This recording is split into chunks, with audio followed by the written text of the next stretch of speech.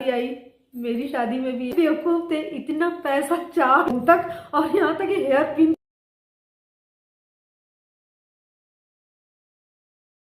छुट्टियां वगैरह करके उसकी विदाई हुई थी, ससुराल गई। जितने भी बन वगैरह थे जो ज्वेलरी थी सब निकाल के पापा को दे दिए, और मैं खुद ही दे दिए थे। पापा ले गए अपना, उसको फिर वापस कर दिए। तो चलो ठीक है। फिर मेरी शादी आई, मेरी शादी में भी यही बात हुई।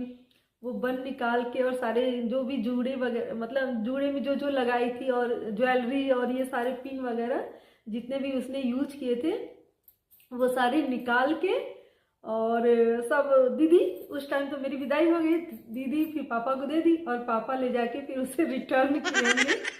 तो उस टाइम तो नहीं समझ में आया। फिर एक दिन मैं ऐसे अचानक ही बाल बना रही थी तो मुझे याद आया कि हम लोग कितने बेवकूफ थे, इतना पैसा चार्ज भी दिया उसको, वो इतना दूर आने का पैसा भी इतना ली, उसके बाद भी हम लोगों ने अपने जूड़े का बन तक और यहाँ तक हेयर पिन तक निकाल के दिया।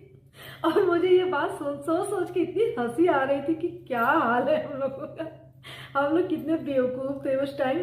तो ऐसा होता है कभी कभी आपके साथ, आप थोड़ी थोड़ी चीज़ों को क्या होता है कि ध्यान नहीं देते हो। फिर पहले इतना लोग ध्यान भी नहीं देते थे, और उसने ये, उसका कहने का ये मतलब था कि आप ज्वेलरी वापस कीजिएगा, पर उसने ये नहीं कहा था। और सच में उसने ये नहीं कहा था कि आप ये बन निकाल के दीजिएगा, पर हमें ऐसा लगा कि नहीं, ये चीज़ें तो उसकी है, उसने हमें लगाया है तो हमें निकाल के उसे देनी चाहिए।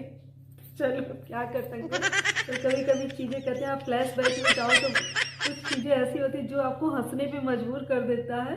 तो मैं अकेले क्यों हंसूं अपनी मूर्खता पे, आप लोग भी हंसो। ये है मेरे ड्रेसिंग का हाल। चलो बाय बाय।